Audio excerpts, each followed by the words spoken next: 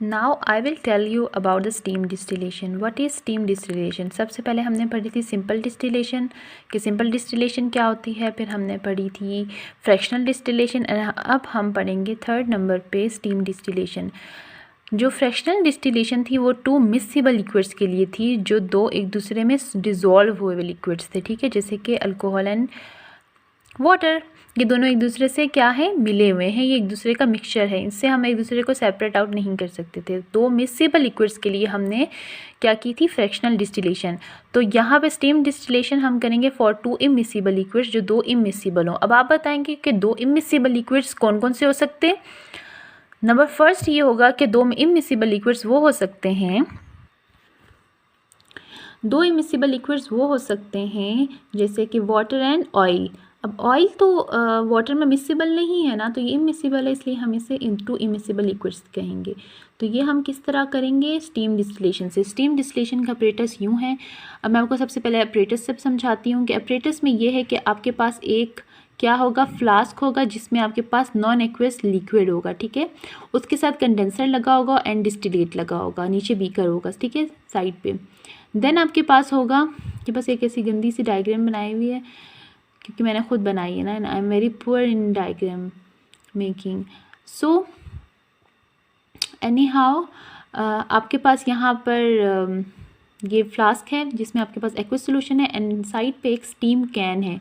Steam can है, उसके अंदर सेफ्टी ट्यूब है, बेंट ट्यूब है. ठीक है, अब आपके पास क्या होगा, आपने इस जो ये आपका बीकर है इसमें आपने लिक्विड और वाटर डाल देना है. ठीक है, आपने इसके नीचे भी फ्लेम लगा लेनी है एंड स्टीम कैन के नीचे भी. ठीक है, दोनों के नीचे एक सेम टेम्परेचर की कैन होगी. ठीक है, एक सेम टेम्परेचर का बंसन बर्नर आपने लिट कर देना है, जला देना है. ठीक है, अब आपके पास क्या होगा, आहिस्ते आहिस्ते जो आपका ऑयल फेज़ होगा वो जाएगा कंडेंसर में. देखिए यहाँ पे कंडेंसर में जाएगा और ऑयल फेज़ आपका क्या हो जाएगा, रिसीवर में डिस्टिलेट जो होगा वो आपका कलेक्ट हो जाएगा ऑयल फेज़. लेकिन जो आपका लिक्विड फेज़ होगा वो क्या करेगा, वो जाएगा आपका स्टीम के अंदर. ये जो स्टीम कैन है ये लिक्विड को अट्रैक्ट करेगा अपनी तरफ, यहाँ पे उसको पंप आउट करेगा और अपने अंदर लेके जाएगा स्टीम कैन के अंदर. और वहाँ से ये सेफ्टी ट्यूब के थ्रू, बेंड ट्यूब के थ्रू ये वहाँ पर क्या होगा, कलेक्ट हो जाएगा. सेफ्टी ट्यूब हम क्यों लगाते हैं, सेफ्टी ट्यूब हम इसलिए इसके साथ अटैच करते हैं क्योंकि ये जो प्रेशर एक्सर्ट कर रही होती है स्टीम, ये उसको प्रेशर को कम करता है.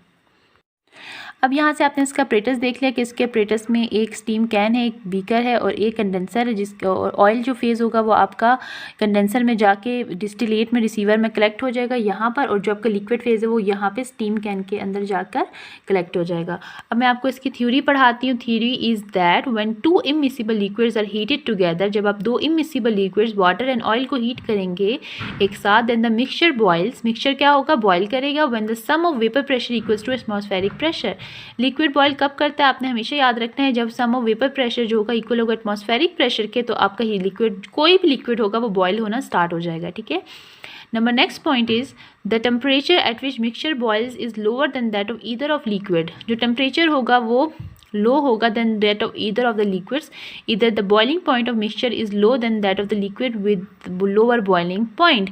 मीन्स कि दोनों लिक्विड, अब देखिए दो लिक्विड हैं लेकिन दोनों मिसिबल तो नहीं है ना, तो ऑयल का जो बॉइलिंग पॉइंट होगा ऑब्वियसली वो बिल्कुल कम होगा. ऑयल को हम ज़्यादा बॉयल नहीं कर सकते क्योंकि वो तो डीनेचर हो जाता है. ऑयल के पार्टिकल्स, ऑयल के जो कंपाउंड्स, जो मॉलिक्यूल्स होते हैं वो डीनेचर हो जाते हैं, और वाटर तो 100 डिग्री पे होता है, वो तो बहुत ज़्यादा डिग्री पे होता है. ठीक है, देन क्या होगा आपके पास, the temperature at which mixture boils remain stationary until one of the liquid has been completely remove from the still.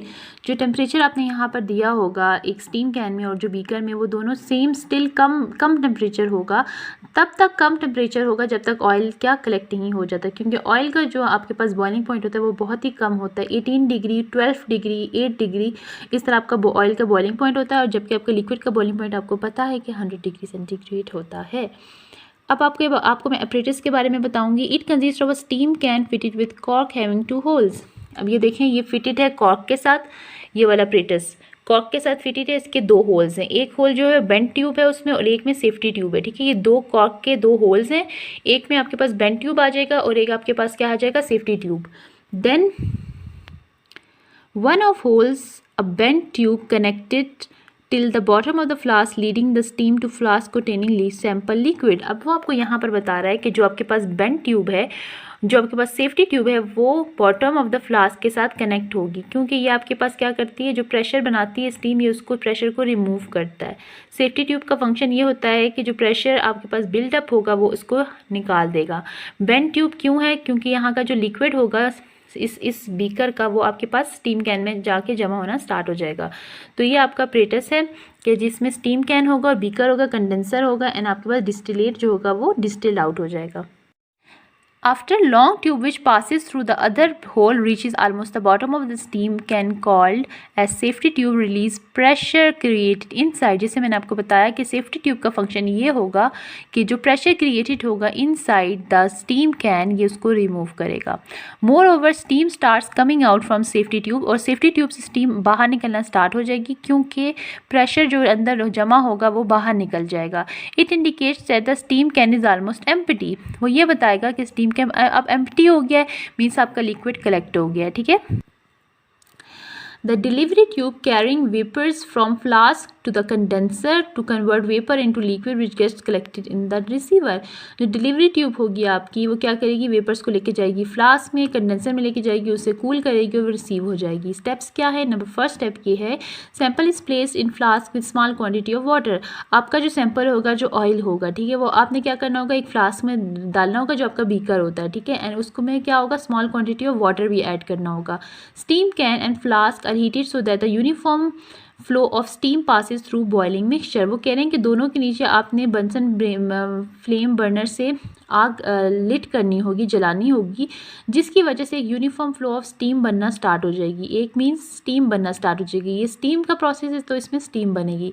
Number third ये है कि distillation is continued until all the sample has been distilled out. Distillation तब तक होगी जब तक सारा का सारा सैंपल डिस्टिल आउट ना हो जाए। Distillate is then collected in receiver, oil is completely separated from liquid. और अब क्या होगा, जो ऑयल है वो कम्प्लीटली सेपरेट आउट हो गया लिक्विड से। ठीक है, आपका स्टेप ये होगा कि आपका जो ऑयल का फेज़ होगा वो ऑयल होगा और वाटर होगा। ऑयल क्या होगा, आपके पास जाएगा कंडेंसर से और वहाँ पे वेपर्स की फॉर्म में जाएगा और देन वहाँ लिक्विड में कन्वर्ट होके क्या होगा, डिस्टिलेट में कलेक्ट हो जाएगा। स्टीम कैन का क्या फंक्शन होगा कि आपका जो वेपर्स होंगे, जो वाटर होगा, वाटर मींस जो आपका लिक्विड फेज़ होगा, एक तो ऑयली फेज़ है, एक लिक्विड फेज़ है। जो लिक्विड फेज़ होगा वो जाएगा स्टीम कैन में, वो वहाँ पर कलेक्ट हो जाएगा लिक्विड। ठीक है, तो इस तरह आपके पास वाटर एंड ऑयल जो है वो सेपरेट आउट हो जाएंगे, दो मिक्सचर जो होंगे वो सेपरेट आउट हो जाएंगे। ठीक है, ये आपके पास स्टीम कंटेनर की ये स्टीम डिस्टिलेशन है। ठीक है, ये ऑपरेटर्स है एंड ये स्टीम डिस्टिलेशन का ऑपरेटर्स है आपके पास। ये डिफरेंट है उससे, क्यों, इसमें जस्ट एक स्टीम कैन लगा हुआ है। सिंपल डिस्टिलेशन एक सिंपल प्रोसेस था, देन आपके पास फ्रैक्शनल था जिसमें फ्रैक्शनेटिंग कॉलम था, और आपके पास अब स्टीम है जिसमें स्टीम कैन लगा हुआ है। ठीक है, ये तीन ऑपरेटर्स हैं, ये सारे आपने एक दूसरे के साथ जोड़ने होते हैं, क्योंकि बीकर और बर्नर और ये कंडेंसर तो आप सेम यूज़ करेंगे, साथ में आपने क्या जोड़ना होगा, स्टीम कैन या फ्रैक्शनेटिंग कॉलम। ठीक है, जो आपको ज़रूरत होगा आपने वो इसके साथ जोड़ना होगा ऑपरेटर्स के साथ। Then applications in pharmacy. Pharmacy में इसकी एप्लीकेशन क्या है, use for the preparation of volatile oil. Oils की प्रिपरेशन के लिए आपने ऑयल की सेपरेशन के लिए हम स्टीम डिस्टिलेशन कैरिड आउट करते हैं। Number second is use to determine percentage of volatile oils in drug. आपने परसेंटेज निकालनी होगी कि कितने अमाउंट में आपके पास वोलेटाइल ऑयल मौजूद है।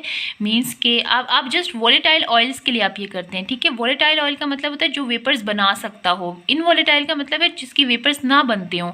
तो ये प्रोसेस आपका किस चीज़ के लिए है, वोलेटाइल ऑयल्स के लिए, नॉट फॉर इन वोलेटाइल। ठीक है, ये आपके पास ब्लैंक आ सकती है कि जो अगर कि हम स्टीम डिस्टिलेशन किसके लिए करते हैं, वोलेटाइल के लिए या नॉन वोलेटाइल के लिए, तो आपने बताना होगा कि हम वोलेटाइल के लिए जो है वो स्टीम डिस्टिलेशन करते हैं, जबकि हम नॉन वोलेटाइल के लिए स्टीम डिस्टिलेशन नहीं करते, क्योंकि वोलेटाइल एवापोरेट होगा, वेपर्स बनाएगा, कंडेंस होगा, देन वो रिसीव होगा। अगर नॉन वोलेटाइल होगा, जो वेपर्स ही नहीं बनाता होगा, तो वो कैसे हमें मिल सकता है। ठीक है, नंबर थर्ड ये है use for the distillation of volatile oil for its purification without any decomposition. Means कि हमें वोलेटाइल ऑयल इजीली आसानी से मिल सकते हैं विदाउट डिकम्पोजिशन। मीन्स इसकी डीनेचरेशन नहीं होगी, ऑयल भी डीनेचर हो जाते हैं ना अगर हम उससे ज़्यादा टेम्परेचर दें, तो इसकी डिकम्पोजिशन नहीं होगी, मीन्स ये ख़राब नहीं होगा और ये इजीली डिस्टिल आउट हो जाता है। ठीक है, तो हम इसलिए ये यूज़ करते हैं। नेक्स्ट आपके पास है वैक्यूम स्टिल। वैक्यूम स्टिल आपके पास नेक्स्ट अनदर टाइप है।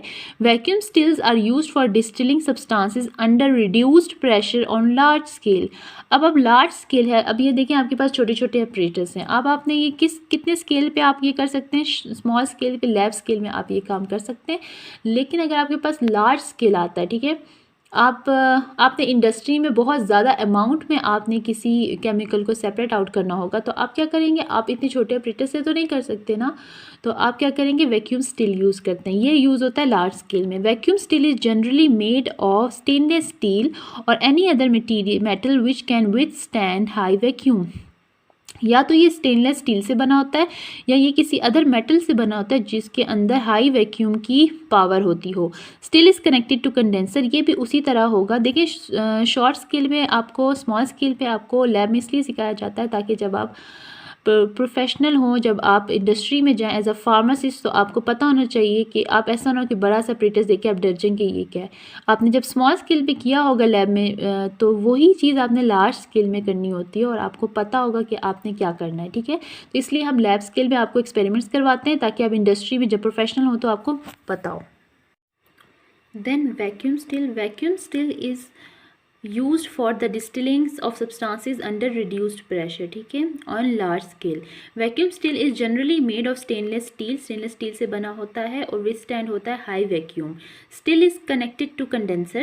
Vacuum is created by means of vacuum pump. Vacuum कैसे create करते हैं, by means of vacuum pump. Vacuum steel is filled by attaching a pipe to a tap in lower part of hood and pump is started.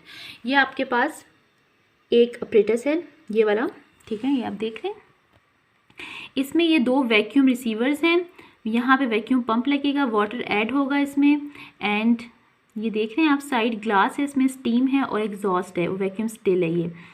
अब आपके पास ये दो receivers क्यों लगे यहाँ पे अटैच हुए हैं, दो रिसीवर्स इसलिए अटैच हुए हैं क्योंकि ये एक कॉन्टीन्यूस प्रोसेस है, ये रुकना नहीं चाहिए, क्योंकि जो जितने भी प्रोसेसेस हैं इंडस्ट्रीज़ में वो सारे के सारे कॉन्टीन्यूस प्रोसेस हैं, वो रुकते नहीं हैं, वो 24 घंटे चलते हैं। मीन्स के मॉर्निंग टाइम में एक फार्मासिस्ट की ड्यूटी होगी तो सेकेंड टाइम पे रात के टाइम दूसरे फार्मासिस्ट की ड्यूटी होगी, लेकिन वो प्रोसेस नहीं एंड अप होगा, वो आपके पास कॉन्टीन्यूसली आपकी मेडिकेशंस बन रही होती हैं, ठीक है। तो वो प्रोसेस चलता रहता है। बड़ी बड़ी मशीन्स होती हैं, उसे चलने में और बंद करने में ही इतना टाइम लग जाता है कि हम उसे रोक नहीं सकते। तो इसलिए दो रिसीवर्स आपके पास अटैच होते हैं ताकि कॉन्टीन्यूसली आपके पास डिस्टिलेट जो भी आपका होगा वो आपके पास बनना शुरू होगा और यहाँ पे कलेक्ट होना स्टार्ट हो जाएगा। Then vacuum still is filled by attaching a pipe to a tap in lower part of hood and pump is started. Pump start हो जाएगा.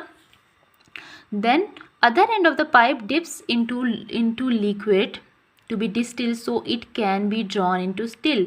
आपके पास क्या होगा कि एक तरफ से लिक्विड आएगा, वैक्यूम क्रिएट होगा, वैक्यूम से वो क्या होगा, कंडेंस होना स्टार्ट हो जाएगा, कंडेंस होकर वो आपके पास दूसरी जगह पे, दूसरी साइड पे जाकर कलेक्ट होना स्टार्ट हो जाएगा। An observation window in hood is very helpful to operate to see progress of distillation and also to see level of content of liquid to be distilled. आपके पास एक ऑब्जर्वेशन विंडो भी होगी यहाँ पर, ठीक है। ये जो छोटी सी विंडो दिख रही है ये आपके पास क्या है, ग्लास विंडो, जो मैंने आपको साइड ग्लास बताया, ये ऑब्जर्वेशन विंडो है। यहाँ से आप देखेंगे कि आपका डिस्टिलेशन प्रोसेस कैरिड आउट हो रहा है कि नहीं हो रहा। ये विंडो एक बहुत बड़ी विंडो होगी जिसमें से आप प्रॉपर्ली देख सकेंगे कि कितना लिक्विड आपका डिस्टिल आउट हो गया और कितना रहता है, ठीक है। तो ये आर्ट के लिए एक विंडो लगाई हुई होगी फार्मासिस्ट के लिए कि वो देखें कि ऑब्जर्वेशन करने के लिए, ठीक है। देन आपके पास मीन्स कि आपके पास डिस्टिल आउट एक हो गया, डिस्टिलेशन आपके पास कैरिड आउट हो गया, वो आप देखेंगे अपनी आई से फ्रॉम द विंडो साइड से। अब आपका डिस्टिलेशन प्रोसेस जो है वो इन प्रोसेस है। Two receivers are generally attach to condenser in order to collect distillate without stopping distillation. जैसे मैंने आपको बताया कि डिस्टिलेशन प्रोसेस को रोक नहीं सकते, तो आप क्या करेंगे, दो रिसीवर्स इसके साथ अटैच होंगे, एक भरेगा तो आप उसको खाली करके दोबारा से उसे लगा देंगे। देन नंबर फर्स्ट एप्लीकेशन है फार्मेसी के distillation of substances that have high boiling point at atmospheric pressure, जिनका बॉइलिंग पॉइंट बहुत हाई होता है और चांस ये होता है कि ये हाई बॉइलिंग पॉइंट की वजह से या तो ख़राब हो जाएंगे या तो हम इसे हैंडल नहीं कर सकते, तो हम क्या करते हैं, इसे वैक्यूम डिस्टिलेशन से डिस्टिल आउट करते हैं। नंबर सेकेंड ये है कि distillation of thermolabile substances that can damage by high temperature. और कुछ सब्सटेंसेस होते हैं कि वो उनका बॉइलिंग पॉइंट इतना हाई हो तो होता है लेकिन खुद बहुत सेंसिटिव होते हैं, वो अगर उनको आप हाई टेम्परेचर देते हैं तो वो ख़राब हो जाते हैं, ठीक है। तो उनके लिए हम ये करते हैं कि एक तो ये मसला होगा कि आपने उसे हाई बॉइलिंग पॉइंट पे ही आपको वो मिलेंगे, क्योंकि उनका बॉइलिंग पॉइंट ही हाई है, लेकिन वो खुद इतने सेंसिटिव होते हैं कि वो इतने बॉइलिंग पॉइंट पे जाकर डीनेचर हो जाते हैं, ख़राब हो जाते हैं। तो आप ये वाली डिस्टिलेशन करेंगे, वैक्यूम डिस्टिलेशन कैरिड आउट करेंगे इन सब्सटेंसेस के लिए जिनका जो थर्मोलेबाइल हो। थर्मोलेबाइल का मतलब आपको समझ आ गया? थर्मोलेबाइल का मतलब ये होता है कि जो हीट सेंसिटिव सब्सटेंसेस होते हैं, ठीक है। नंबर थर्ड आपके पास पॉइंट ये है कि removal of last traces of volatile solvent, कि जब हम डिस्टिलेशन करते हैं तो जो लास्ट में सॉल्वेंट्स प्रेजेंट होते हैं हमारे पास, वो तो देखिए ते पे एक थोड़े से सॉल्वेंट्स की ट्रेसेस रह जाते हैं, तो वो हमें ज़रूरत होती है, तो वो हमारा क्या हो जाता है, लॉस हो जाता है। अब जैसे फॉर एग्जांपल आपके पास इंडस्ट्रियल स्केल में आप डिस्टिलेशन करते हैं, फॉर एग्जांपल आप अल्कोहल की करते हैं, तो आप क्या करते हैं कि आपका जो अल्कोहल में आपके अंदर कोई सॉलिड है, सॉलिड ऐड हुआ हुआ है, आपने उसकी डिस्टिलेशन करनी है, तो आप क्या करेंगे, जब आप अल्कोहल को निकालेंगे तो क्या होगा, अल्कोहल तो निकल जाएगा, वो सॉलिड भी निकल जाएगा, लेकिन क्या होगा वो कि जो सॉलिड के स्मॉल ट्रेसेस होंगे, ठीक है, वो नीचे हो जाएंगे। वो ट्रेसेस आपके 3-4 कंटेनर्स के इक्वल होंगे, मीन्स 3-4 बड़े बड़े कंटेनर्स आप फिल कर सकते हैं उससे, लेकिन वो आप क्या करेंगे, उसको आपको ज़ाया करना होगा, क्योंकि वो तो आपके पास आ ही नहीं रहे, वो वेपर्स की फॉर्म में कन्वर्ट ही नहीं हो रहे। तो इसलिए हम वैक्यूम डिस्टिलेशन करते हैं ताकि वो हमें प्रॉपर पूरे का पूरा, अगर हमने 1000 रुपीज़ का ख़र्चा किया है तो हमें 1000 रुपीज़ का ही कंटेंट हमारे पास आना चाहिए। ये नहीं कि हमने 1000 का खर्चा किया और हमारे पास 500 का कंटेंट आ रहा है और 500 तो वेस्ट हो रहे हैं। तो इंडस्ट्रियल स्केल पे आप इस तरह नहीं कर सकते, क्योंकि आपने बहुत एक्सपेंसिव केमिकल्स खरीदे होते हैं और आपको पूरा का पूरा बजट भी कंट्रोल करना होता है, ठीक है। तो इसलिए आप ये वाली डिस्टिलेशन करते हैं ताकि आप बजट कंट्रोल में रख सकें, सारी की सारी ट्रेसेस उन्हें दे सकें, कोई भी चीज़ आपकी वेस्ट ना हो। Purified water intraperitoneal, then it should be kept in tight close container, ये हम टाइट क्लोज कंटेनर में रखते हैं, ठीक है। प्योरीफाइड वाटर आईपी, ये हॉस्पिटल्स में हम यूज़ करते हैं इंजेक्शंस को मींस वो करने के लिए, डिज़ोल्व करने के लिए हम वाटर, प्योरीफाइड वाटर यूज़ करते हैं। जैसे कोई ड्रग होगी, मीथाडोन हो गई या कोई भी एंटीबायोटिक होगी, तो हम क्या करते हैं, हम उसे प्योर फॉर्म में नहीं देते क्योंकि उसकी में प्योरिटी ज़्यादा होती है, मींस पोटेंसी उसकी ज़्यादा होती है, तो हम उसे क्या करते हैं, डिज़ोल्व करते हैं प्योरीफाइड वाटर में, फिर हम उसे इंजेक्ट करते हैं, ठीक है। Then water for injection IP intraperitoneal WFI, ठीक है। वाटर फॉर इंजेक्शन को हम WFI भी कहते हैं, ये भी इंट्रापेरिटोनियल हम देते हैं। इसकी डेफिनेशन क्या है, water which is free from volatile and non volatile impurities, micro organisms and pyrogens is called water for injection. वो वाटर जो हम यूज़ करते हैं फ्रॉम जो कि फ्री होती हैं from volatile and non volatile impurities से, लेकिन वो और भी किससे फ्री होती है, माइक्रो ऑर्गेनिजम्स एंड पायरोजन से। पायरोजन क्या होते हैं, fever causing agent, fever causing agents जो होते हैं, फीवर कॉजिंग बैक्टीरिया या वायरसेस जो होते हैं उसे हम पायरोजन्स कहते हैं। या तो वो उसमें कोई भी माइक्रो ऑर्गेनिज्म नहीं होगा, ना पायरोजन होगा। Then it is obtain by distilling portable water, purified water and distil water. ये 3 वाटर्स की डिस्टिलेशन के लिए हम क्या करते हैं, वाटर फॉर इंजेक्शन यूज़ करते हैं। फॉर पोर्टेबल वाटर जो हम टैप वाटर होता है हमारा, purified water and distilled water. Distilled water वो होता है जैसे मिनरल वाटर होता है, वो एक मिनरल वाटर होता है, एक डिस्टिल्ड वाटर होता है, ठीक है। डिस्टिल्ड वाटर जो हम फिल्टर्स यूज़ करते हैं पानी पीने के लिए, फ़िल्टर्स लगे होते हैं घरों में, हाउसेस में और ये ऑफिसेज़ में, तो उसे हम डिस्टिल्ड वाटर कहते हैं, ठीक है। देन फ्रॉम न्यूट्रल ग्लास और suitable metal still fitted with an efficient device for preventing water drops to go along with water. Water for injection में क्या होता है, ये न्यूट्रल ग्लास होती है या सुटेबल मेटल, एक मेटल यूज़ होता है या ग्लास यूज़ होती है जो कि फिटेड होता है, जो कि प्रिवेंट करता है वाटर ड्रॉप्स को बाहर निकलने से।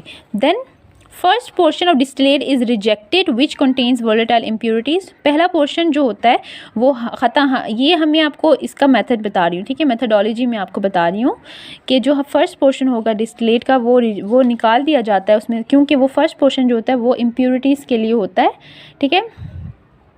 देन रिमाइंडर इज़ कलेक्टेड, जो बाकी बचता है वो हम कलेक्ट कर लेते हैं इन सुटेबल कंटेनर में, which is rinsed with freshly distilled water and close so as to avoid contamination, ठीक है। Assalamu alaikum class, today I will teach you chapter number 6 which is distillation, and another topic of distillation is purified water IP। IP का क्या मतलब होगा, IP का मतलब होगा intraperitoneal means intraperitoneal का क्या मतलब होता है, जो हम इंजेक्ट करते हैं एब्डोमेन में, ठीक है। एब्डोमेन में जो इंजेक्शन हम इंजेक्ट करते हैं उसे हम क्या कहते हैं, IP, intraperitoneally. Purified water for IP का मतलब होगा कि हम प्यूरिफाइड वाटर बनाएंगे इंट्रापेरिटोनियली, ठीक है। इंट्रापेरिटोनियली मीन्स एब्डोमेन में। डेफिनेशन है water which is free from volatile and non volatile impurities is called purified water. Purified water की डेफिनेशन क्या है, वाटर जो कि फ्री होगा from volatile and non volatile impurities.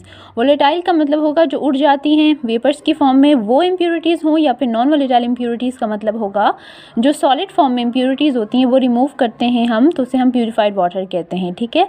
It is prepared by distillation. ये हम किस तरह प्रिपेयर करते हैं, बाय डिस्टिलेशन से, आयन एक्सचेंज से, रिवर्स ऑस्मोसिस से, एट्सेट्रा, ठीक है।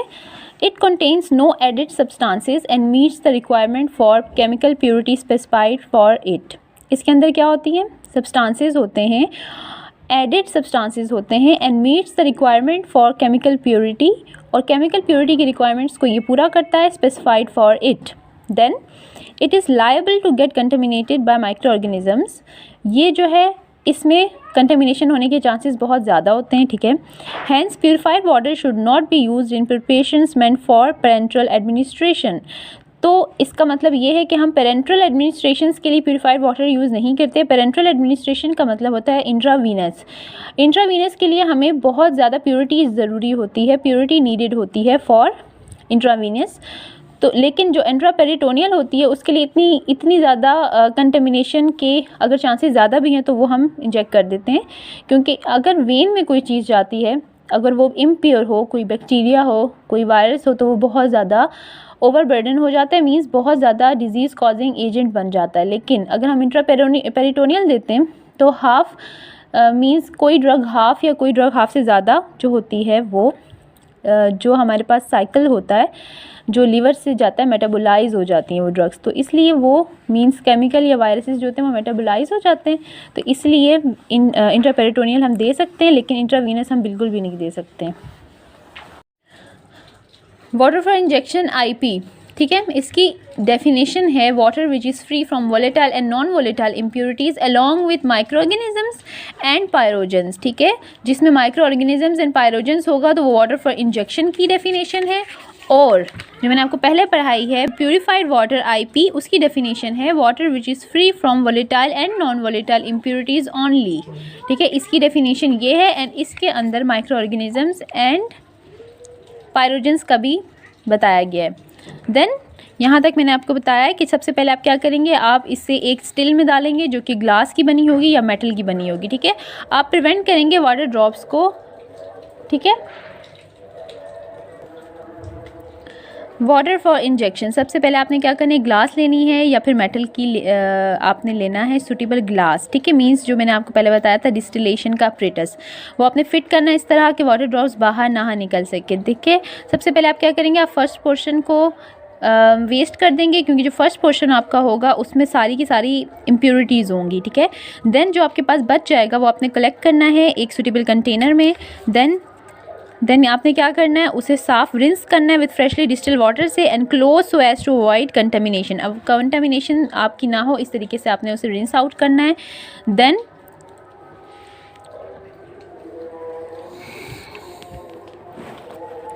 It contains no added impurities, इसके अंदर कोई भी इम्प्यूरिटीज़ नहीं होगी। Water for injection must meet the purity requirements stated under purified water.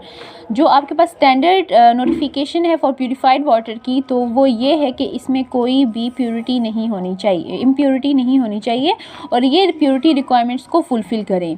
It need to be sterile but it should comply with test for pyrogen. Test for pyrogens जो होता है वो एक टेस्ट होता है, आप जब आप माइक्रोबायोलॉजी करेंगे, पढ़ेंगे आप, तो उसमें आपको टेस्ट करवाया जाएगा लैब में, टेस्ट फॉर पायरोजन, ठीक है। आप टेस्ट फॉर पायरोजन करेंगे तो आपको पता चलेगा कि इसमें कितने पायरोजन्स इंक्लूड हैं, कितने माइक्रो ऑर्गेनिजम्स हैं इस पानी में। आपको हम कहेंगे कि आपने एक पानी लेना है, उसमें आपने मिट्टी डाल देनी है, ठीक है। फिर आपके पास ये ऐसा एक्सपेरिमेंट होगा कि आप उसमें मिट्टी डाल देंगे, फिर आप उसके बाद उसमें इम्प्योरिटी चेक करेंगे और पायरोजन्स का चेक करेंगे कि कितने माइक्रो ऑर्गेनिजम्स और कितनी इसमें इम्प्योरिटी है मीन्स कितने सॉलिड पार्टिकल्स हैं। तो ये आपका एक लैब का एक्सपेरिमेंट होगा जिसका नाम होगा test for pyrogens. Then water for injection stored in highly tightly close neutral glass container. पहले वाला जो था वो हमने किस में स्टोर करना था, जो मैंने आपको पढ़ाया था प्यूरिफाइड वाटर, वो आपने करना था टाइट क्लोज्ड कंटेनर में। एंड ये वाला आपने किस में करना है, ये आपने करना है न्यूट्रल ग्लास कंटेनर में, मीन्स वो न्यूट्रल हो, ना तो एसिडिक हो ना तो बेसिक हो।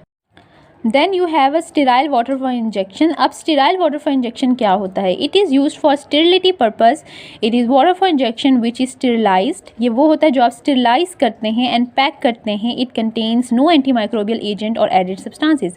आप इसमें कोई एंटी माइक्रोबियल एजेंट नहीं डालते हैं, क्योंकि पानी साफ़ करने के लिए भी कोई चीज़ डाली जाती है जिससे पानी साफ़ हो जाता है, ठीक है। Titanium, I think titanium oxide डालते हैं या टाइटेनियम डाइऑक्साइड डालते हैं, जिससे आपका पानी जो होता है, जो आप टैप वाटर होता है, वो साफ़ हो जाता है। अक्सर लोग जो है वो पानी के टैंक में डाल देते हैं ताकि सारा पानी प्योर हो जाए, वो आपके पास एंटी माइक्रोबियल एजेंट होता है। लेकिन स्टेराइल वाटर फॉर इंजेक्शन के लिए आपने कोई भी एंटी माइक्रोबियल एजेंट नहीं डालना होता है, टाइटेनियम डाइऑक्साइड आप नहीं डालेंगे, आप जस्ट इसको खुद से स्टेरिलिटी करेंगे, ठीक है, इसकी स्टेरिलाइजेशन करेंगे। स्टेरिलाइजेशन वो प्रोसेस होता है जिसमें आप हीट देते हैं पानी को, जैसे आप पानी को बॉईल कर लेते हैं, तो ये आपका क्या प्रोसेस होगा स्टेरिलाइजेशन का। जब पानी बॉईल होता है तो क्या होता है, उसमें सारे माइक्रोब, सारे बैक्टीरिया जो होते हैं वो किल हो जाते हैं, तो ये आपका प्रोसेस स्टेरिलाइजेशन का होता है। लेकिन जब आप लैब में ये एक्सपेरिमेंट करते हैं तो आप एक मुकर्रर मिकदार में आप मेजर करते हैं कि आपने कितना, थर्मामीटर पे आप चेक करते हैं कि कितना टेम्परेचर आपने लिया है पानी का और कितने पे आपके किल हुए हैं। तो ये भी आपका एक एक्सपेरिमेंट होगा for sterile water for injection, ये आप सब लैब में बनाएंगे, ठीक है। देन pH, इसकी pH कितनी होनी चाहिए, pH should be between 4.5 to 7.5, means 4.5 होगी तो मीन्स ये एसिडिक होगा, मीन्स ये वाटर एसिडिक होता है, ठीक है। एंड 7 होगी वो न्यूट्रल होता है, लेकिन 7.5 का मतलब है ये बेसिक भी है, मीन्स इसमें एसिडिक करेक्टर भी आएगा एंड बेसिक करेक्टर भी आएगा। It must comply with test for sterility. पहले वाले में हमने जो हमारे पास था वाटर फॉर इंजेक्शन, उसमें हमने क्या किया था, हमने उसमें किया था टेस्ट फॉर पायरोजेंस, और जो स्टेराइल वाटर फॉर इंजेक्शन है उसमें हम क्या करेंगे, test for sterility. It should also comply with requirements of test for, इसमें आपके पास क्या क्या रिक्वायरमेंट्स होंगी, carbon dioxide, chloride, sulphate, nitrates, nitrides, calcium and heavy metals, ठीक है। ये सारे के सारे आपको रिक्वायरमेंट्स होंगी फॉर टेस्ट के लिए। जो आपके अपरेटस होगा उसमें आपको क्या क्या चाहिए, कार्बन डाइऑक्साइड चाहिए, क्लोराइड चाहिए, सब आपको हम प्रोवाइड करेंगे इन लैब, और फिर आप स्टेरिलिटी टेस्ट करेंगे, test for sterility and sterile water for injection आप बनाएंगे खुद लैब में, सही है। देन स्टेरिलिटी का है, sterile water for injection must comply with test for pyrogens. It should be stored in single dose container, not larger than 1 litre in size. 1 litre से ज़्यादा आप इसे कंटेनर में क्लोज नहीं कर सकते, आप इसे 1 लीटर कंटेनर में ही आप इसे रखेंगे। 1 लीटर से ज़्यादा एक्सीड नहीं करना चाहिए कंटेनर का साइज़, ठीक है। Then preparation of purified water IP and water for injection IP by distillation. अब आपने क्या करना है, प्रिपरेशन करनी है प्योरीफाइड वाटर IP की और वाटर फॉर इंजेक्शन IP की बाय डिस्टिलेशन। आप किस तरह करेंगे, number 1, portable water which is used for preparation of purified water. Portable water आप यूज़ करते हैं, पोर्टेबल वाटर का मतलब होता है टैप वाटर, ठीक है। आप टैप वाटर लेंगे जो कि आप टैप वाटर से प्योरीफाइड वाटर बनाएंगे। ऑब्वियसली पानी तो टैप वाटर होगा, प्योरीफाइड वाटर बनाएंगे। It contains, number first step is dissolve gases such as carbon dioxide and ammonia. इसमें डिज़ोल्व गैसेज होंगी, जो कौन सी होंगी, कार्बन डाइऑक्साइड एंड अमोनिया होगी। Number second is dissolve salts and solids. This can be avoided by taking following precautions. आपने dissolve salts and solid लेनी है, लेकिन आपने फॉलोइंग प्रिकॉशंस को मद्देनज़र रखना है कि आपने ये अवॉइड करनी है, प्रिकॉशनरी मेजर्स हैं ये। Number first is by heating the feed water which removes the distilled gas. आप लोगों ने क्या करना है कि जो फीड वाटर होगा आपका वो आपने रिमूव करना है, किससे, द डिज़ोल्व गैस से। Solubility of gases decreases as temperature is raised. आप वो किस तरीके से करेंगे कि गैस जो है वो डिज़ोल्व, वो निकल जाएँ पानी में से। जो गैसेस होती हैं वो कौन कौन सी होती हैं, वो कार्बन डाइऑक्साइड और अमोनिया गैस ही होती है पानी के अंदर। सबसे पहले आपने पानी में से गैसेस को निकालना है, वो आप किस तरह करेंगे, हीट दे के, ठीक है। हीट देंगे तो उसमें से गैसेस रिमूव हो जाएंगी। Then A constant level device is attached to the boiler and avoid excess concentration of salts. आप क्या करेंगे, एक constant level device जो है वो आप attach करेंगे boiler के साथ ताकि वो avoid करे excess concentration of salts को. Distillation unit for purified water. It is made of boiler which is made of cast iron. Boiler जो होगा वो कास्ट आयरन से बना होगा. कास्ट आयरन क्या होती है, वो आयरन होती है जिसमें जंग नहीं लगता. ठीक है, कास्ट आयरन और पिग का जो हम आयरन को इतना हीट करते हैं, आयरन लेते हैं उसे, वो आयरन जो होता है वो उसमें रस्ट लगने का बहुत ज़्यादा ख़तरा होता है, रस्ट लगने का. ठीक है, जंग जिसे कहते हैं. तो हम क्या करते हैं, हम उसे सबसे पहले कन्वर्ट करते हैं पिग आयरन में. पिग आयरन से हम उसे कन्वर्ट करते हैं कास्ट आयरन में इन अ फर्नेस में. ठीक है, एक फर्नेस प्रोसेस होता है. ठीक है, उसमें हम क्या करते हैं, पिग आयरन को कन्वर्ट करते हैं कास्ट आयरन में. तो वो क्या होता है, फिर वो रस्ट नहीं लगाता. तो हम पानी को उसमें लेंगे जिसमें रस्ट ना लगे. Distillation unit for purified water. It is made of boiler which is made of cast iron.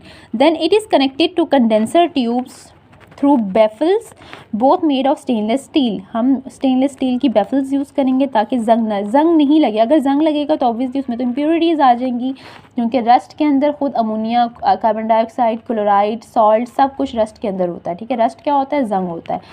तो ऑब्वियसली तभी वो ऑक्साइड्स की वजह से, फेरिक ऑक्साइड्स की वजह से उसमें कलर आता है. ठीक है, तो वो नहीं लगेगा ऑब्वियसली, क्योंकि हमें तो प्यूरिफाइड वाटर चाहिए. Then baffles are provided over the top of condenser tubes to avoid water drops getting mixed with vapors. It is done to avoid carryover of pyrogen and other water soluble material in droplet. Cold water enters at bottom of condenser and is heated by condensing vapors. हम क्या करते हैं, हम ठंडा पानी condenser में डालते हैं ताकि कंडेंसिंग वेपर्स जो है वो ऑब्वियसली, जहाँ कंडेंसर किस लिए यूज़ होता है, जिसमें हमारे पास गैसेस जो होती हैं वो ठंडी हो जाती हैं और वो लिक्विड में कन्वर्ट हो जाती हैं कंडेंसर में, और फिर हम क्या करते हैं, हम उसको कलेक्ट कर लेते हैं. Then the flow rate is adjusted in such a way that water gets heated at 90 to 95 degree before it enters the boiler. ठीक है, हम फ्लो रेट ऐसा एडजस्ट करते हैं कि वाटर जो है वो हीट हो जाए 90 to 95 degree before it enters the boiler. Boiler के अंदर एंटर होने से पहले ही वो हीट हो जाए 90 to 95 डिग्री सेंटीग्रेड पर. Top of condenser jacket is open so that gases from water can escape into atmosphere. A constant level device is fitted in such a way that only the heated water free from gases enters the boiler. हम इस तरह से वो device को fit करते हैं कि just heated water जो होगा, गर्म पानी होगा, फ्री फ्रॉम गैसेस, जो गैसेस से फ्री होगा वो ही बॉयलर के अंदर एंटर होगा. जब वो बॉयलर के अंदर एंटर हो जाएगा तो क्या होगा, हमारे पास हमें क्या मिल जाएगा. हमने क्या प्रोसेस कर रहे हैं, प्यूरिफाइड वाटर के लिए. तो हमें प्यूरिफाइड वाटर हम ऑब्टेन कर लेंगे जब हमारे पास ऑब्वियसली बॉयलर्स में हीटेड वाटर होगा जिसमें गैसेस नहीं होंगी. ठीक है, क्योंकि गैसेस भी जो होती हैं वो वोलेटाइल इम्प्योरिटी, गैसेस जो होती हैं वो वोलेटाइल इम्प्योरिटीज़ होती हैं. For example carbon dioxide gas, ammonia gas. और जो सॉलिड पार्टिकल्स होते हैं वो हमारे पास इनवोलेटाइल होती है, नॉन वोलेटाइल इम्प्योरिटीज़. ठीक है, तो दोनों से जब फ्री होगा वो पानी तो तभी वो क्या बनेगा, प्यूरिफाइड वाटर बनेगा. Term use in distillation. अब मैं आपको पढ़ाऊँगी कि टर्म्स कौन कौन सी यूज़ होती हैं डिस्टिलेशन प्रोसेस में. सबसे पहले है डिस्टिलेट. डिस्टिलेट क्या होता है, liquid product condensed from vapour during distillation. वो लिक्विड जो कि कंडेंस हो जाता है वेपर से, मींस जब हमारे पास कंडेंसर होता है उसमें वेपर्स आते हैं. ठीक है, स्टिल से वेपर, हम स्टिल में हीट करते हैं तो क्या होता है, वो वेपर्स बनते हैं, वो कंडेंसर में आते हैं. कंडेंसर में हमारे पास वाटर अटैच होता है, ठंडा पानी. ठीक है, जिसकी वजह से वो क्या होता है, वेपर्स जो होते हैं वो ठंडे होकर लिक्विड में कन्वर्ट हो जाते हैं. तो जो हम वो लिक्विड प्रोडक्ट जो हमारे पास लिक्विड बनता है उस ड्यूरिंग डिस्टिलेशन के प्रोसेस में, उसे हम क्या कहते हैं, distillate. Receiver.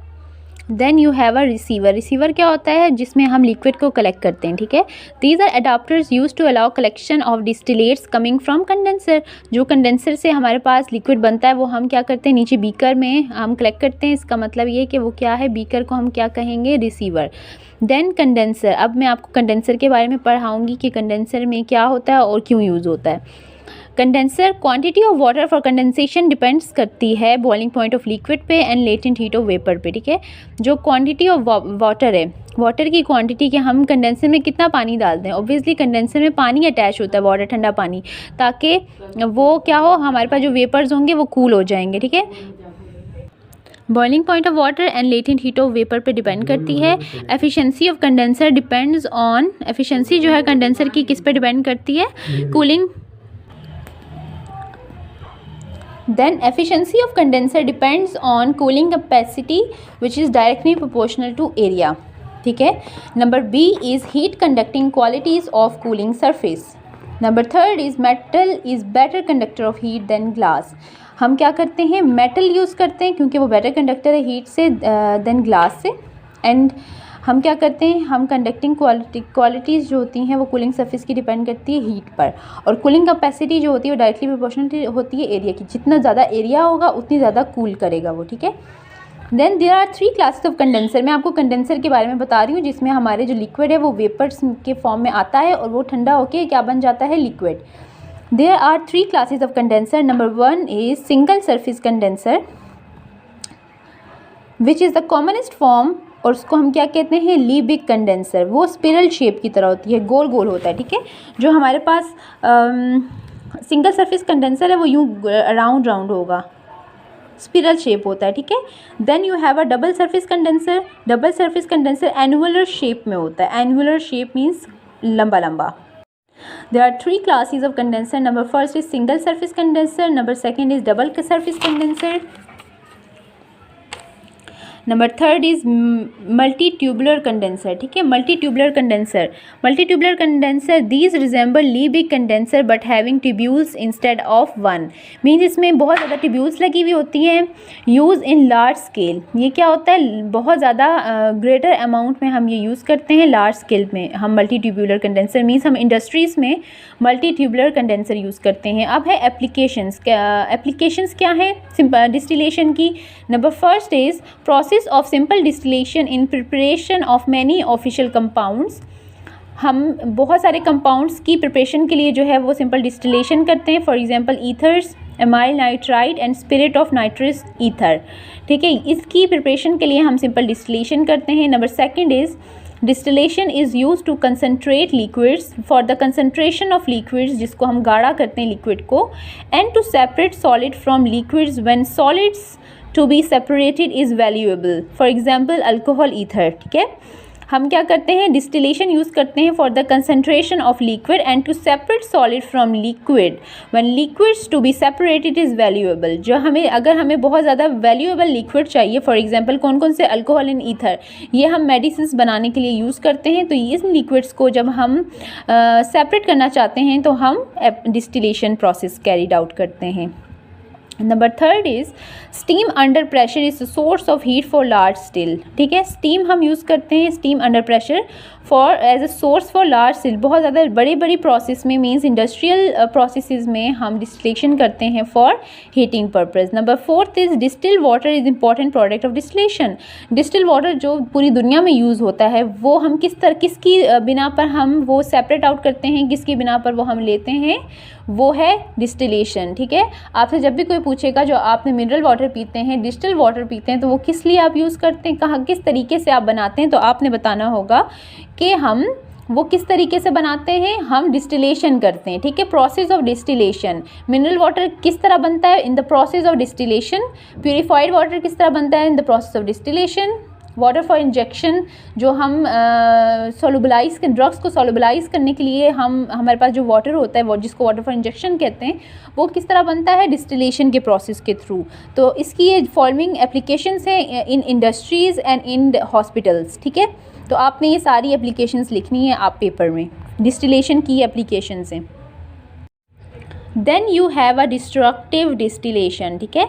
Destructive distillation is a process of decomposition of organic substances by heating them strongly without excess of air. Destruction, जिसको हम ड्राई डिस्टिलेशन भी कहते हैं, वो प्रोसेस है जो हम क्या करते हैं, डिकम्पोजिशन करते हैं ऑर्गेनिक सब्सटेंसेस की बाय हीटिंग देम। हीट दे के strongly without access of air, air की मौजूदगी में नहीं, मीन्स एयर को हम रिमूव कर देते हैं और हम क्या करते हैं, हम उसकी डिस्टिलेशन करते हैं ऑफ ऑर्गेनिक सब्सटेंसेस, और किस प्रोसेस के थ्रू, डिकम्पोजिशन के थ्रू, ठीक है। डिस्ट्रक्टिव डिस्टिलेशन ऑफ वुड, हम डिस्ट्रक्टिव डिस्टिलेशन करते हैं वुड की, उसके वुड के अंदर हमारे पास क्या क्या मटेरियल्स होते हैं। वुड के अंदर हमारे पास अल्कोहल होता है, एसीटोन होता है, एसिटिक एसिड होता है, मिथाइल अल्कोहल होता है, वुड अल्कोहल जिसे कहते हैं। तो वो हम किसके थ्रू करते हैं, डिस्ट्रक्टिव डिस्टिलेशन के थ्रू। वुड में से जब हम इम्प्योरिटीज़ को अलग करते हैं, हमें जो कंपाउंड्स चाहिए होते हैं वुड के अंदर से, या तो हमें लिक्विड कंपाउंड भी चाहिए हो सकते हैं और सॉलिड कंपाउंड्स भी। तो वुड के अंदर से मीन्स लकड़ी के अंदर से जब हमें चीज़ें चाहिए, क्योंकि लकड़ी को तो हम तोड़ भी दें तो वो इसमें इतनी इम्प्योरिटीज़ होती हैं कि वो लकड़ी एक इम्प्योरिटी है, मीन्स वो सॉलिड फॉर्म में होती है, तो हम तो उसके लिक्विड नहीं कर ले सकते। तो उसके प्रोसेस में हम क्या करते हैं, डिस्ट्रक्टिव डिस्टिलेशन करते हैं। Wood of Pinus sylvestris and other species of Pinus are used for distillation। हम Pinus का जो ट्री होता है, Pinus जो उर्दू में आई डोंट नो क्या कहते हैं, लेकिन पाइन का जो ट्री होता है उसकी हम डिस्टिलेशन कैरिड आउट करते हैं। Distillation yields the following products. Number first is gases. हमें इसकी डिस्टिलेशन से क्या मिलता है, गैसेस है जिसमें क्या क्या मौजूद होता है, methane, ethane, ethylene, carbon monoxide and hydrogen, ठीक है, ये हमें वुड के अंदर से मिलता है। Number second is liquid. Liquid में क्या होगा, liquid distillate called pyroligneous acid. Liquid हमें मिलता है जिसको हम पायरोलिजिनस एसिड कहते हैं। And number third is charcoal. Charcoal हम किस लिए यूज़ करते हैं, जब हमें टॉक्सिसिटी हो जाती है, जब हम कोई पॉइजन खा लेते हैं गलती से, तो वो हमें वॉश आउट कराना होता है, बॉडी से बाहर निकालना होता है, तो कोई ये एज ए एंटीडोट यूज़ करते हैं हम चारकोल। हम चारकोल को स्टमक में इंसर्ट करते हैं, तो क्या होता है, जितना चारकोल इतना सेंसिटिव होता है, वो स्टमक को इतना सेंसिटाइज करता है कि वो वॉमिट करता है, और चारकोल की वजह से सारा का सारा जो पॉइजन होता है वो बाहर निकल जाता है, ठीक है। चारकोल इसलिए यूज़ किया जाता है। चारकोल या impure carbon left in clean. Clean का मतलब होता है भट्टी। भट्टी के अंदर जो चारकोल बनता है वो भी यूज़ होता है for antidote, as a antidote use होता है for poisoning. Then wood yields 40 to 50% of its own weight of crude pyroligneous acid। principal constituents are, ठीक है। अब हमने डिस्ट्रक्टिव डिस्टिलेशन की है वुड की। अब वुड के अंदर क्या क्या हमारे पास मौजूद होगा, मिथाइल ऑफ वुड अल्कोहल जो कि 3 to 4% है, ठीक है। Acetic acid which is 6 to 8%, acetone which is 0.5%, water which is 80% and tar which is 7%। ये सारे के सारे आपको वुड के अंदर से मिलेंगे जब आप वुड की डिस्ट्रक्टिव डिस्टिलेशन कैरिड आउट करेंगे। डिस्ट्रक्टिव डिस्टिलेशन से आपको एसीटोन मिलेगा, यूज्ड होता है लैब्स में। एसीटोन जो होता है वो बहुत ही पेन कॉजिंग एजेंट होता है। अगर हम एनिमल्स को एसीटोन इंजेक्ट करें या एसीटोन से हम उसकी सरफेस पे मींस रब करें तो एनिमल्स को पेन होता है एसीटोन से, ठीक है। तो एसीटोन हमारे पास पेन कॉजिंग एजेंट है जो हम लैब्स में यूज़ करते हैं एनिमल्स के लिए। माइस में हम यूज़ करते हैं ताकि माइस को पेन हो, और हम एज अ पेन की मॉडल ऑफ पेन जो है वो एसीटोन का होता है, ठीक है। देन वाटर हमें मिलता है, टार मिलती है, acetic acid and methyl of wood alcohol. Then you have creosol oil of tar. हमें क्रियोसोल ऑयल ऑफ टार कैसे मिलता है, from destructive distillation of beech wood which is rich in guaiacol. ये हम डिस्ट्रक्टिव डिस्टिलेशन से लेते हैं बीच would में से, जो कि रिच होता है ग्वाइकोल में। Tar is distilled and fraction of distillate obtain between 200 to 220 degree centigrade is collected and separated and consist of. हम कलेक्ट करते हैं और सेपरेट करते हैं, और इसके अंदर क्या होता है, ग्वाइकोल एंड क्रियोसोल, ठीक है। ग्वाइकोल एंड क्रियोसोल जो है वो वुड के अंदर प्रेजेंट होता है, जो कि हम किस लिए यूज़ करते हैं, ऑयल ऑफ टार है। अब मैं आपको इसकी यूजेस बताती हूँ ऑयल ऑफ टार की, ठीक है। Would charcoal. Would charcoal is a material left in reach stars और क्लिन्स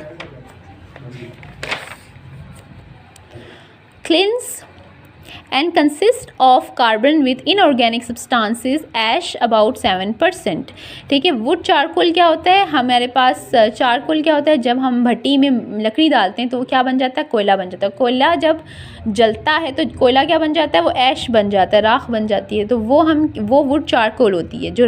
जो हमारे पास राख होती है वो वुड चारकोल होती है।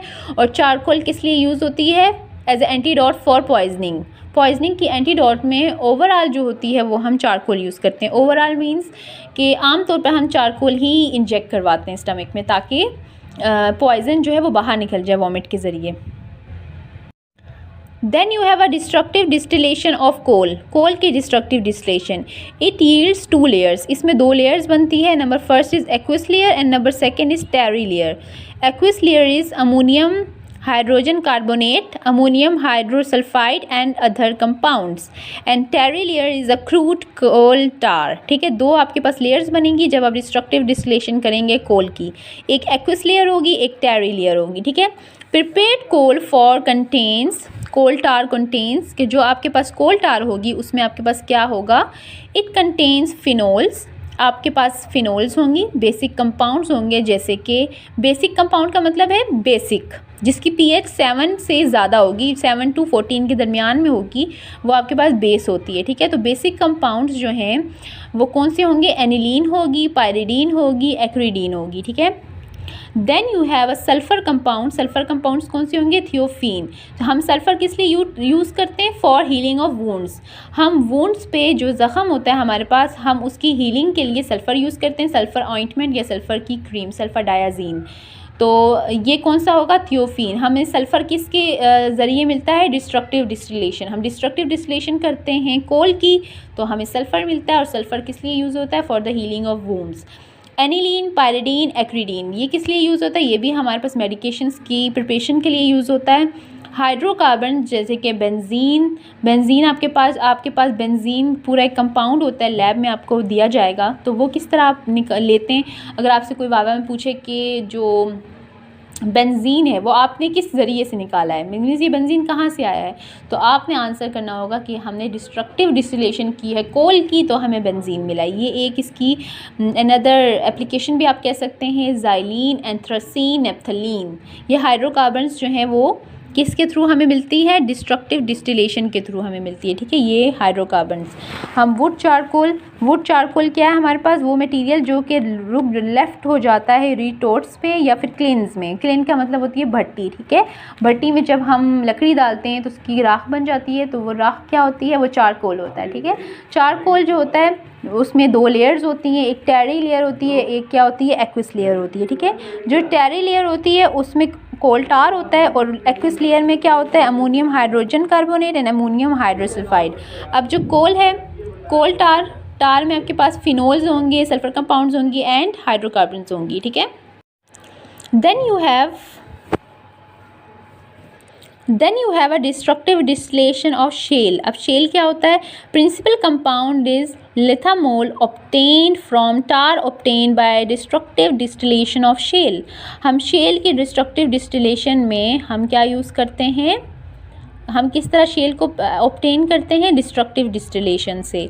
Each ton of shale yields 12 to 15 gallons of tarry oil distillate. जो ऑयल होता है, टैरी ऑयल का मतलब होता है, एक तो प्यूरिफाइड ऑयल होता है जो कि पेट्रोलियम होता है, एक आपके पास टैरी ऑयल होता है जो कि बहुत गाढ़ा होता है, वो जैसे डीजल होता है, वो टैरी ऑयल होता है। तो वो हम किस तरह लेते हैं, शेल का मतलब होता है मीन्स आप डीजल बोल सकते हैं, तो वो आप किसके ज़रिए लेते हैं, आप डिस्ट्रक्टिव डिस्टिलेशन के ज़रिए लेते हैं। This is redistilled and fraction obtain between 100 to 300 degree centigrade, use in manufacture of ichthammol. Ichthammol की मैन्युफैक्चरिंग के लिए आप क्या करते हैं, फ्रैक्शनल डिस्टिलेशन करते हैं पहले, फिर आप इसकी डिस्ट्रक्टिव डिस्टिलेशन करते हैं। This is subjected to 3 processes. इसके 3 प्रोसेस होती हैं। Number first is sulphonation, number second is washing and number third is neutralisation. ये 3 मेथड्स आप करते हैं तो आपके पास डिस्ट्रक्टिव डिस्टिलेशन हो जाती है शेल की। इज़िथामोल जो है वो एक इम्पॉर्टेंट कंपाउंड है, प्रिंसिपल कंपाउंड है शेल का। टार का टैरी जो कंपाउंड होगा, मींस फॉर एग्जांपल डीजल कह सकते हैं, तो वो क्या है, लिथामोल है। और जो लिथामोल है उसके अंदर क्या प्रेजेंट है, नंबर फर्स्ट इज़ अमोनियम इज़िथामसल्फोनेट,